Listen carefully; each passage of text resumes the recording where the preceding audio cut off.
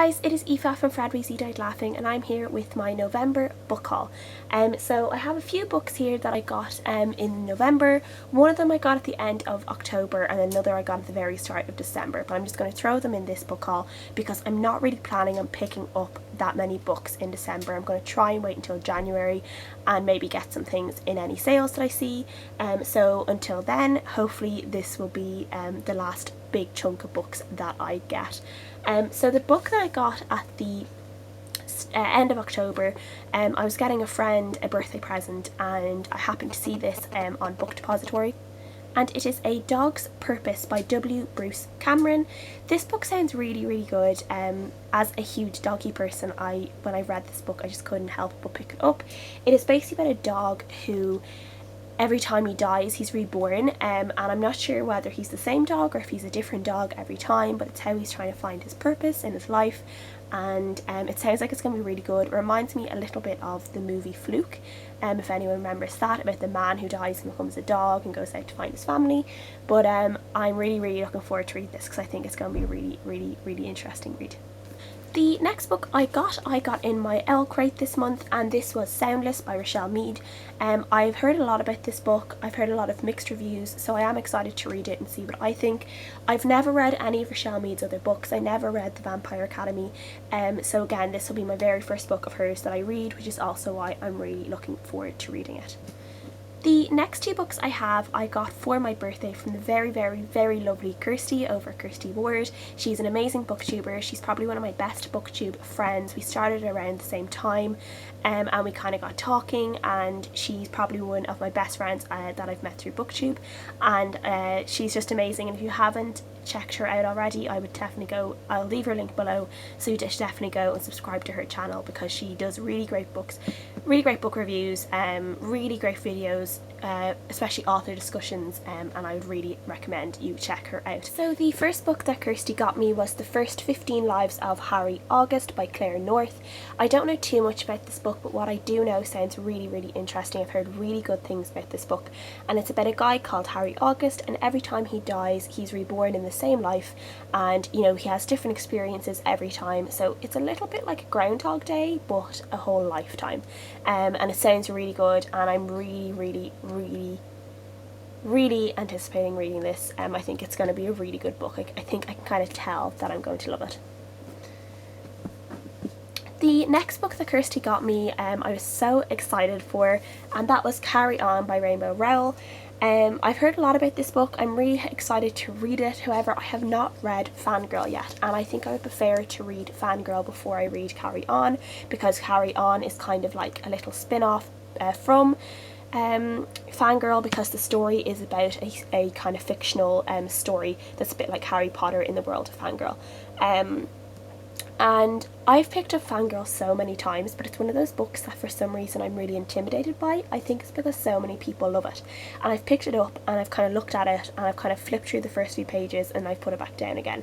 So now that I have this book and I really want to read this book, it's going to push me to read Fangirl probably sooner than I would have. So I'm really looking forward to reading Fangirl and then reading Carry On by Rainbow Rowell.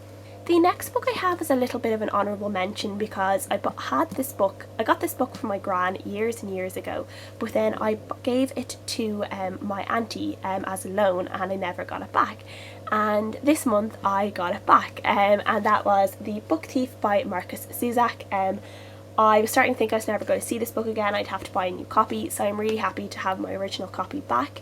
And I watched the movie again. I've seen it before, but I watched the movie for the second time a few weeks ago, and I was sobbing by the end of it. I don't know what kind of emotions I was feeling that day, but it just touched me, and I was a mess by the time the movie ended. So I'm really looking forward to rereading this in 2016. I've put it on my list to reread, and I can't wait to just find the story again and to feel everything that I felt the first time, and I'm just really looking forward to it. Next book I have here I actually got on Friday, so it's more of a December book but as I said, I'm not planning to get any more books in December, hopefully, well, by myself anyway. So this is Astray by Emma Donoghue. This is basically a collection of short stories about people who have kind of wandered away from their original homes. It says here stories about emigrants, runaways and drifters, slaves, people, gold mining days. Like, it seems to kind of span a very large period of time about different people. And the thing is, I've only read 2 of Emma Donoghue's books, but I actually list her as one of my favourite authors. There's something about her writing that just really grips me. I really, really love the way she writes. And I am not a person for short stories. I very, very, very rarely will read a collection of short stories. But because this is Emma Donoghue, and I actually only got it from €1.50 in a local deal stores. This is brand new, but I got it for €1.50. Absolute bargain, and I had to pick it up. And all the books that I actually own of Emma Donoghue are all in this the same kind of style. So every time I see an Emma Donoghue book in this style, I'm going to get it, so they can all fit really nicely together on my bookshelf. I've read Frog Music by Emma Donoghue. I do not have it, but I'm going to try and find it. I really, really enjoyed it. I think it was a 4-star read for me. There's something about that book that I really love, so I'm going to try my best to find that in a bookstore in this style to add it onto my bookshelf, because I think I will reread it in a couple of years. It was just a really great story for me, and I'm really, really looking forward to reading these short stories as well. All the next collection of books that I have, I got them from a online bookstore that operates in Ireland. You've probably heard me talk about it before. It's just thebookstore.ie or thebookshop.ie. I can't quite remember. I'll leave a link below. So all the books I have here were only €2, which is fabulous. So the first book I have is City of Glass by Cassandra Clare. I have already read all the Mortal Instruments, but I've said in a previous book haul that every time I see one of the books for a cheap price, I'm going to pick them up and slowly build up my collection of the Mortal Instruments like that. So I already have City of Bone, and now I have City of Glass, but I think I'm missing City of Ashes, so I'm going to have to get City of Ashes to get 1, 2 and 3, because now I only have 1 and 3, so I'm going to need to get 2 somewhere soon. The next book, I don't know, I just couldn't resist picking it up, and it is Artemis Fowl and the Arctic Incident. Artemis Fowl is a kind of a middle grade book about this really kind of genius boy, and he finds out about the community of fairies and magic folk that live in his country. I'm pretty sure he lives in Ireland, and it's about just kind of all these weird adventures he goes on, and he's like a very strange boy. He's a very serious, almost adult-like child. He's very grown up, and I really actually want to reread the whole Artemis Fowl series, so again I'm going to try and pick them up when I see them as well for a cheap price. I already have the first one on my bookshelf, so I'm going to try and pick them up as often as I can, and then eventually read the whole series again. The next book here I have is a classic that I've never read, and it's actually the only book that I've ever gotten from this bookstore that I'm a little bit disappointed by. It was a different picture on the website, and this one is a little bit defaced. It's Little Women by Louisa Alcott, and as you can see there's kind of marker on the cover, which is a little bit annoying, but this will do for if I want to read it first, and if I happen to see a nicer copy somewhere, I'll pick that up as well, and then I can just give this one to a charity store, or a library or something that wants it. But I've never read Little Women, and I've heard a lot about it, so I'm looking forward to reading this soon. The next book I have, I've heard about a lot recently. Reagan on the Proust Project was talking about it first, and a few other people have picked it up since, and I've been talking about it. And this is The Shadow of the Wind by Carlos Ruiz Zafón. This is a translated, I think it was originally in Spanish, so it's a translation, and I've heard really amazing things. I'm not too sure about what it's about.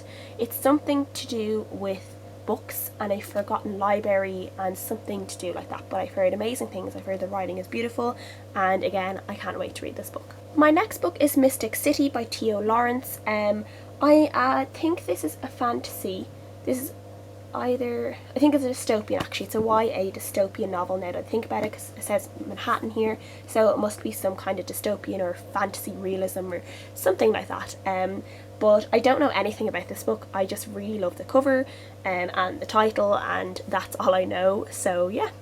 The next book I have here is one of my favourite historical authors, and this is Shields of Pride by Elizabeth Chadwick. I love Elizabeth Chadwick's writing.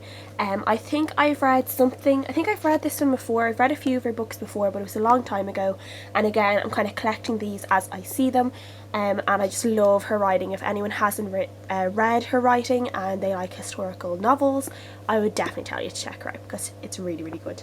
Another historical novel I got was A Dangerous Inheritance by Alison Weir. I'm not too sure what this one is about, but it sounds quite good. It's to do with kind of the mystery around the princes in the tower around the War of the Roses, or the Cousins' War, and I really liked that time period. Philippa Gregory wrote her whole series, The White Queen and The Red Queen, all around that time period, and this is kind of a little bit of kind of a mystery solver for what happened to the two princes that disappeared. So I think this is going to be really good. It's quite chunky. It's about 500 pages, so it looks like it's going to be like a really good read, and kind of I can really get into it as well.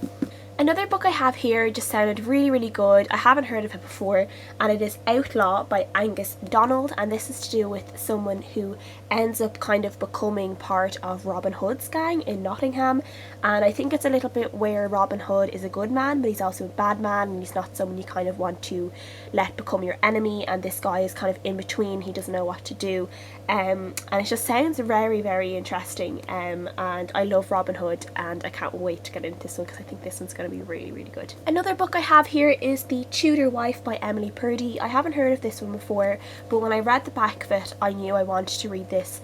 This is about Jane Boleyn, who was Anne Boleyn's sister-in-law, and I think she also testified against Anne Boleyn before Anne Boleyn obviously got her head chopped off. So this is about her and her kind of, you know, becoming a Boleyn, and how she was jealous of Anne because, you know, she kind of captured all of her brother's attention, and I think she is a very interesting character in history because I think she's kind of a person that probably wasn't reported on much, so an author can kind of have a lot of freedom if they're writing about her. So I can't wait to get into this one because I think it's going to be really good. And the next one I have here, and the last one, is also a historical novel, and it is The Captive of Kensington Palace by Jean Plaidy, or Plaidy, I'm not quite sure how I'm supposed to pronounce that one. This is about a young Princess Victoria, and I haven't read too much about Queen Victoria. I have watched the movie with Emily Blunt a long time ago, but I haven't read anything about her, so I think this is a nice step up to all the other books I got of kind of are all within the same era, so this is a few centuries afterwards, so I am interested in reading that after I read all the other ones as well. So that was my November book haul. I got a good few books. I'm really happy with all the books I got. They're all books that I'm really dying to read. Let me know if you've read any of them, or if you would like to read any of them. Comment below, like, subscribe, and I'll see you guys again next time. So bye!